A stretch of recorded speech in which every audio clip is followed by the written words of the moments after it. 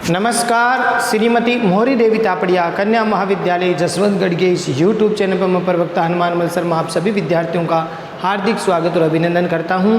प्यारे विद्यार्थियों, बीए प्रथम वर्ष की कक्षा में हिंदी साहित्य विषय के अंतर्गत आपका जो द्वितीय प्रश्न पत्र है हिंदी भाषा व साहित्य का इतिहास, उसमें हम प्यारे विद्यार्थियों आज हम देखने वाले हैं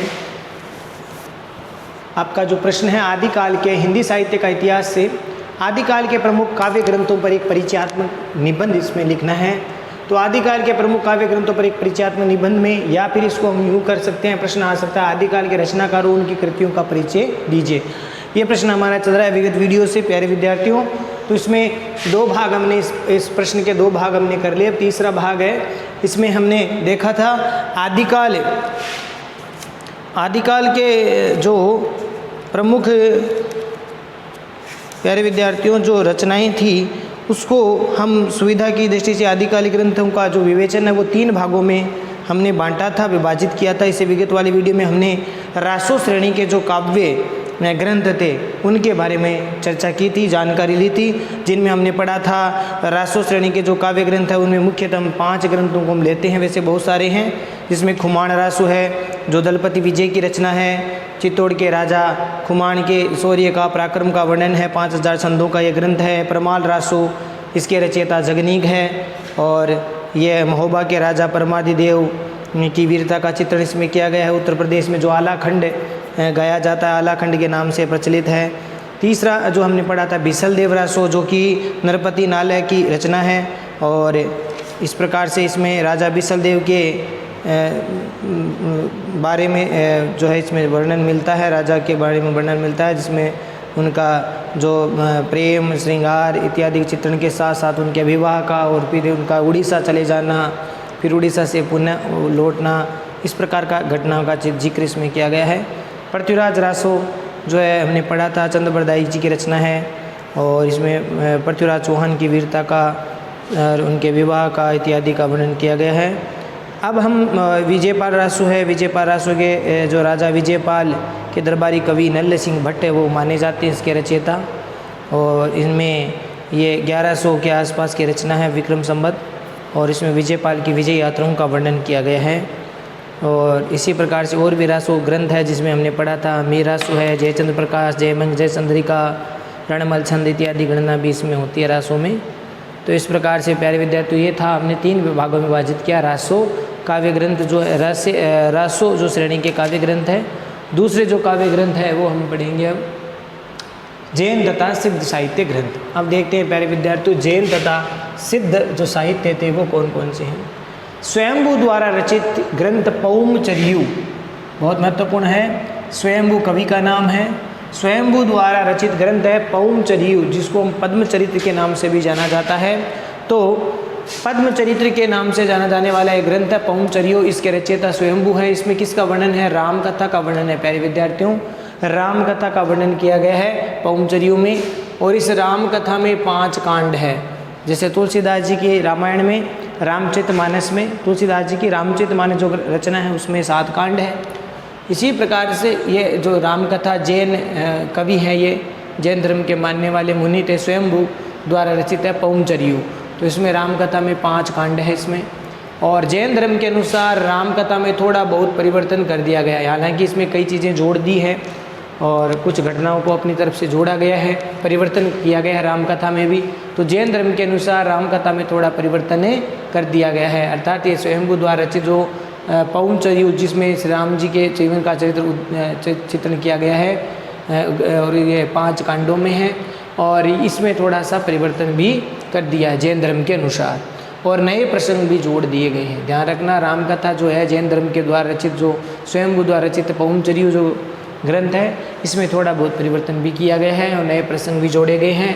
प्यारे विद्यार्थियों, इस काव्य ग्रंथ में प्रसंग मार्मिक है। इस काव्य ग्रंथ में जो प्रसंग है बहुत ही मार्मिक है, और जो चरित्र चित्रण है वे बड़ा उत्तम कोटि का है।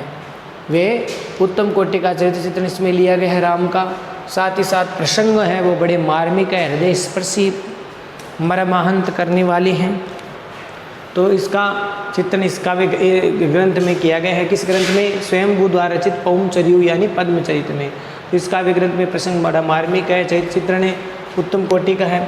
इसमें प्रकृति चित्रण मनोरम बन पड़ता है, प्रकृति चित्रण बड़ा मनोरम है, प्रकृति का बड़ा मनोरम वर्णन किया गया है इस ग्रंथ में। किसमें? पौंचर्यु में। इसमें भाषागत चमत्कार व अलंकार है, भाषागत चमत्कार व अलंकृति है ये रचना, तो भाषागत चमत्कार अलंकारों से युक्त रचना है।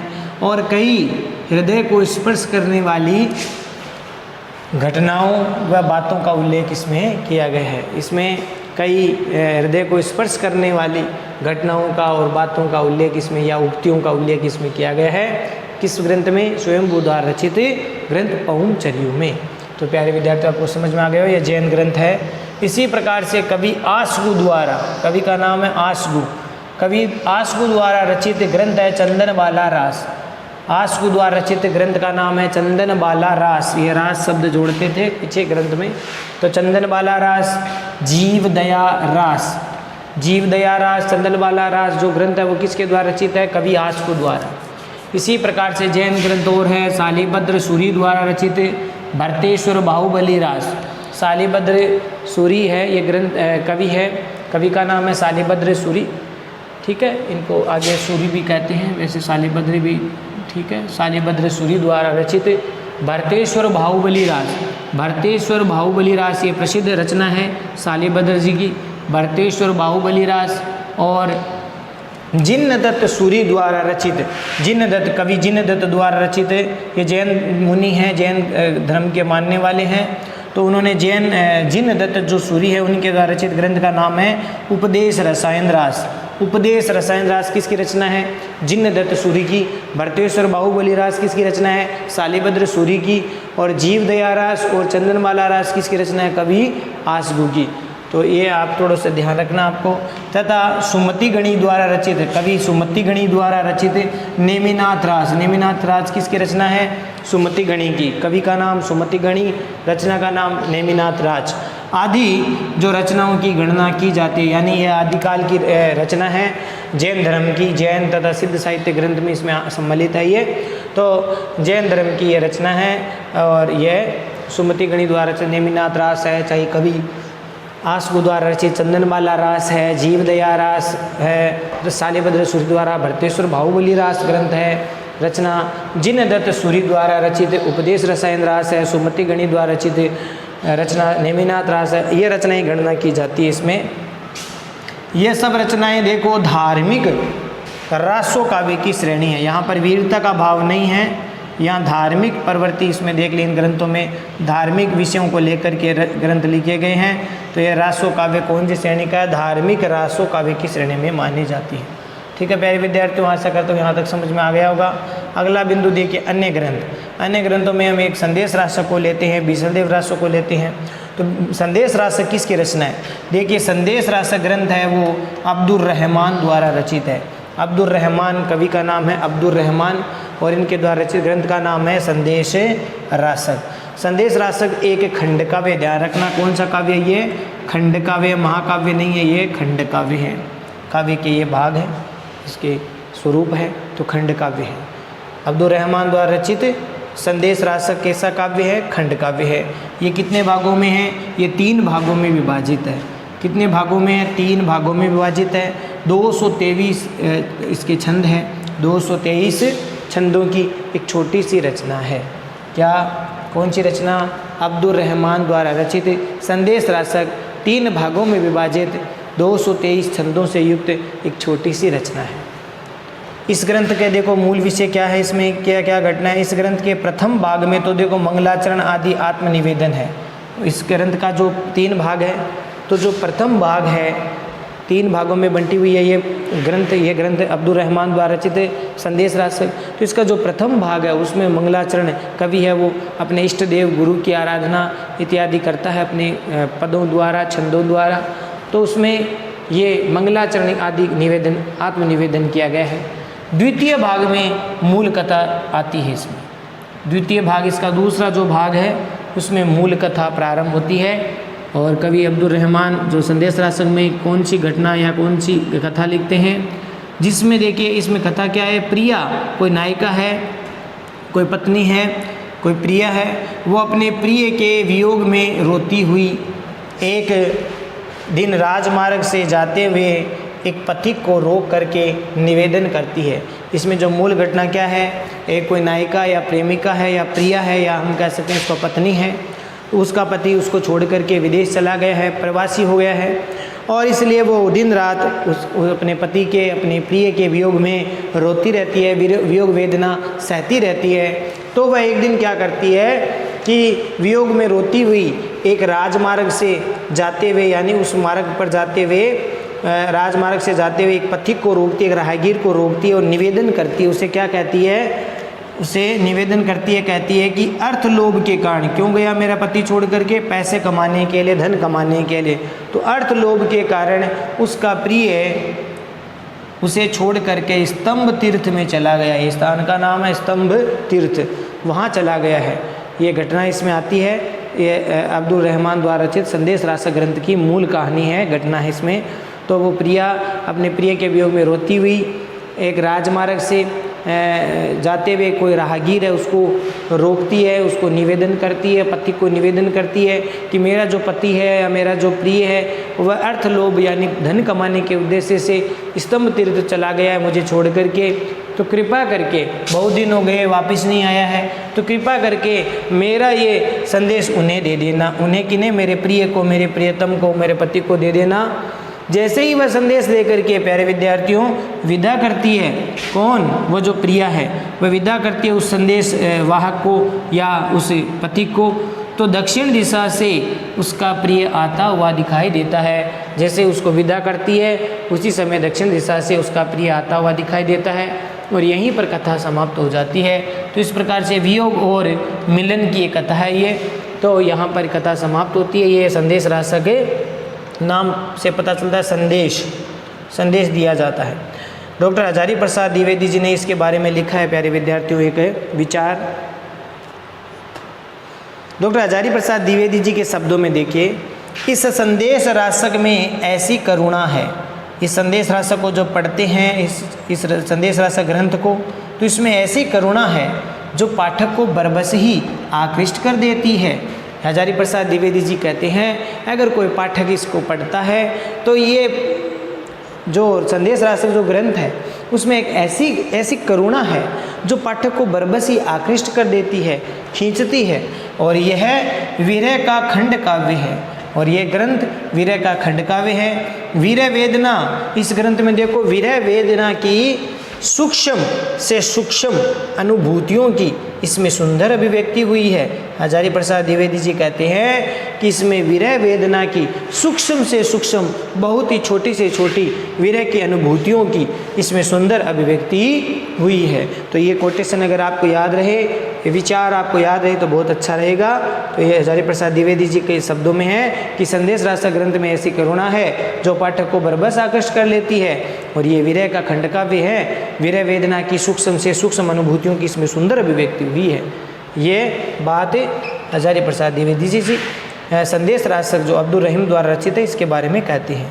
आगे देखिए, हिंदी साहित्य में बिसलदेव रासो जो नरपति नालय के द्वारा रचित है, तो बिसलदेव रासो भी इसी प्रकार का काव्य है, ऐसा ही वियोग काव्य है। और इसका निर्माण काल डॉक्टर हजारी प्रसाद द्विवेदी जी इसका निर्माण काल या रचना काल स्वीकार करते हैं 11वीं शताब्दी की रचना मानते हैं हजारी प्रसाद द्विवेदी जी। और ये रचना भी अपभ्रंश भाषा में है, अपभ्रंश में है, लेकिन कहीं कहीं पर इसमें हिंदी का रूप भी देखने को मिलता है। कहीं कहीं हिंदी का रूप भी है, थोड़ा अपभ्रंश का रूप है, थोड़ा हिंदी का रूप है। इसमें दो छंद का सुंदर प्रयोग किया गया है। किसमें? बिसलदेव रासो में, जो विग्रह राज चतुर जिस राजा है, विग्रह राज चतुर। तो बिसलदेव रासो जो ग्रंथ है इसमें दोहा छंद का सुंदर प्रयोग हुआ है, प्यारे विद्यार्थियों ध्यान रखना।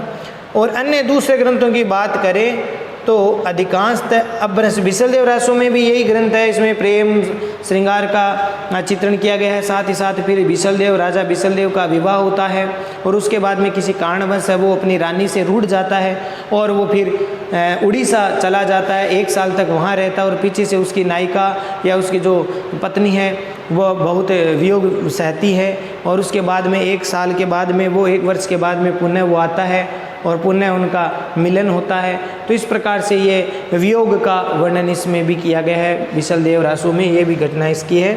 तो विवाह होना, फिर रूट करके उड़ीसा चले जाना, फिर उड़ीसा से पुनः 1 वर्ष बाद उपरांत वो आना, इस प्रकार का मिलन होना, ये ग्रंथ इसकी मूल घटना है विसल देव रासु की।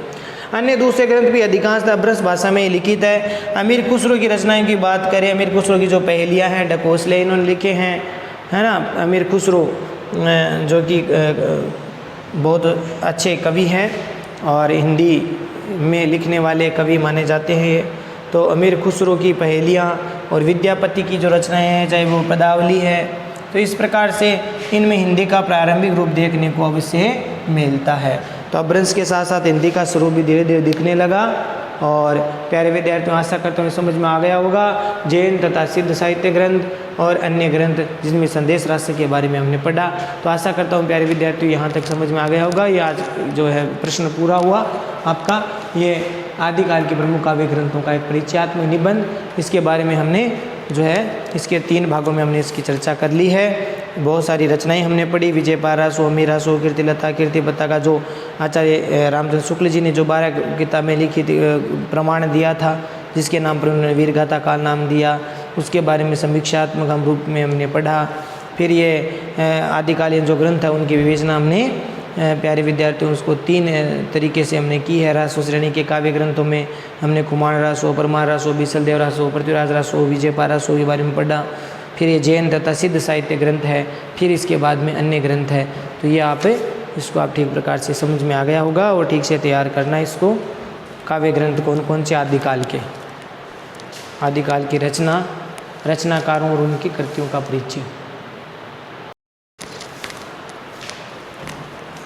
तो प्यारे विद्यार्थियों, आज के लिए बस इतना ही। अगले वीडियो में पुनः उपस्थित होंगे आगे के प्रश्नोत्तरों को लेकर। तब तक के लिए इस प्रश्न को ठीक प्रकार से तैयार करेंगे। आदिकालीन जो काव्य ग्रंथ है उनको ठीक प्रकार से पढ़े, समझे और नोट्स बना करके इनको याद भी करें। चैनल को लाइक, शेयर और सब्सक्राइब करना ना भूलें। जय भारत, जय हिंदी। धन्यवाद विद्यार्थियों।